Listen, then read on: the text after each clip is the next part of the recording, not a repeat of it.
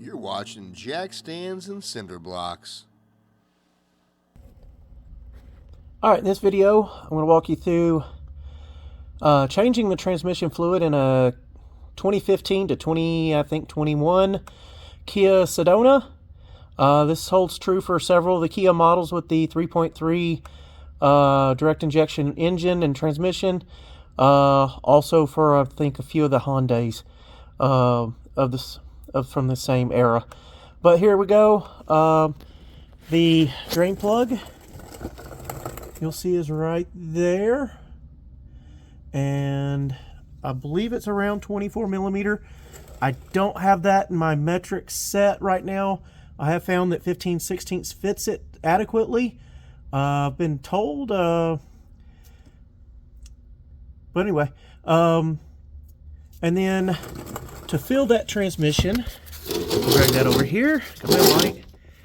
There's a plastic fill plug on the side that takes your 3/8 drive extension. You put that in there, turn it till the cap comes off. You'll fill the transmission up to that level, put the cap on, drive the vehicle till it's warm, cycle it through the gears and everything. Make sure you have fluid back in all the parts of the transmission that needs to be in, and then you'll pull that cap off, and any excess will be drained out. And if it still needs more, you'll add fluid back in. So that's how we're going to do this. And let's get the camera set up in position here. All right, it just took a light bump. The car has to be level for this, by the way. But yeah, I just took a light bump with the socket. Let me see if I can get in here better. I've got the car flat on the ground to keep it level. Some people jack them up or put them in a lift, what have you, but I don't have that capability here. All right, there we go. Oh, she needed changed. All right, so anyway, we're going to go ahead and drain that transmission fluid. We'll come back when that is drained, and we'll get it all topped off. All right, so this is the side fill drain, well, not drain plug, side fill plug on the transmission of the Kia.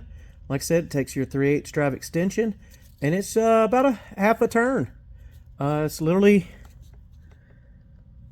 got that key tab, so you turn it half a turn. These tabs on the side actually stop you from turning it any further, and you just grab it and pull it out.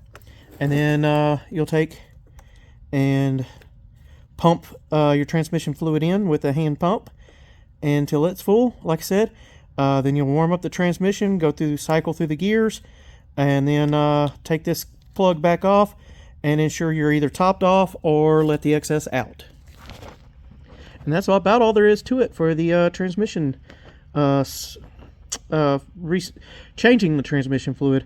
In this case, I didn't have the means to change the filter and stuff. Did lose a lot of transmission fluid yesterday when I was putting the new radiator in. The new radiator transmission cooler, the fitting just didn't want to seat correctly, and wound up spraying a lot of transmission fluid all over the underside of the hood, and I figured it was a good time to go ahead and change the transmission fluid while I was at it. Well, if you're like me, you've been changing your oil basically since you could drive. In this case, the oil drain plug's back there at the back of the motor. Hearsay that it's 17 millimeter. Got a 17 and 19 on standby, ready to go. We'll go ahead and drop that loose, drain the oil into the bucket, along with the transmission fluid that's already there. The place I turn in my oil also accepts oil and transmission fluid combined in the same thing, so no problems there. And then we'll show you the oil filter up top. So on the Kias, there's an engine cover here. This is their 3.3 liter V6, and that is a 27 millimeter socket. Trust me, you'll need one. I tried with the Crescent, and whoever put this on last had it way too tight. I've already broke the torque there, but we're going to go ahead and drain the oil first, and hopefully that'll let some of the oil in here out. That way we don't have to spill oil all over the top of the engine when we take that apart. All right, here we go. I'm going to try to do this one-handed here.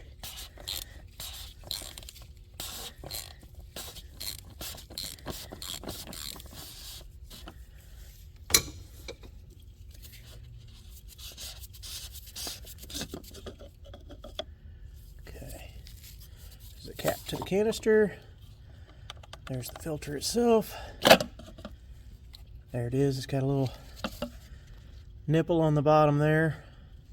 Which way does that go? All right, the nipple is right on this side.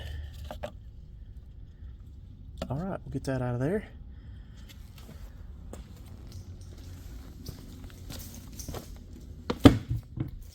All right, not the best brand of filters in the world, but I did go for their ultra synthetic. I figure with this style where you're putting it into a self-contained canister, that there's less that can go wrong, so all you just need is the pleats. All right, this didn't have, well, it does have a new O-ring and a new crush washer for your drain plug. So let's go ahead and get that new O-ring on here, and we'll put that crush washer on when we put the drain plug back in. All right, we got the new O-ring on, we got the new filter in. We're going to go ahead and close this up.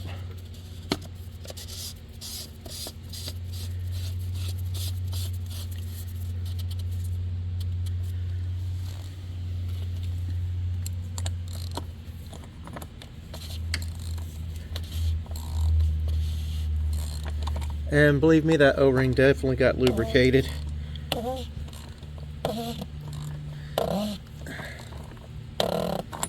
Alright, anyway, I'll just snug that up.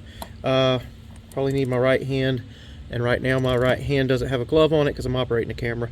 But yeah, rest assured we're going to go ahead and put that crush washer in as well. And so this concludes both the transmission and oil change on the Kia Sedona. Yeah, I didn't think I'd just leave y'all hanging. There's the old crush washer. We're going to take that off and put the fresh one on. So much of this is hard to do one-handed. So there it is, old one, new one, and we're going to go back under the car and snug that little joker up.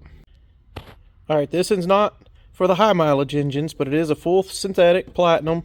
From what I understand, yep, there it is.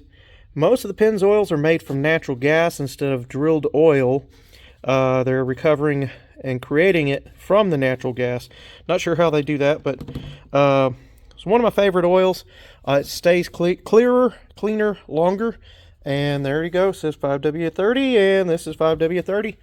They're guaranteeing 15,000 miles between oil changes. You know, I say if you change your oil more often, it's probably better for your engine. I do know that this stuff does stay cleaner and clearer than some other oils out there. But I've got the engine cover back on. I've already snugged up the oil filter cap there. So we got it all topped off, ready to go. We're going to go ahead and start the engine, cycle through the gears, get the transmission warmed up, and then we'll take that cap or the fill plug out of the transmission, verify that it's still full all the way. If it needs more fluid, it'll get more fluid. If it needs to drain a little bit of fluid, it'll drain a little bit of fluid.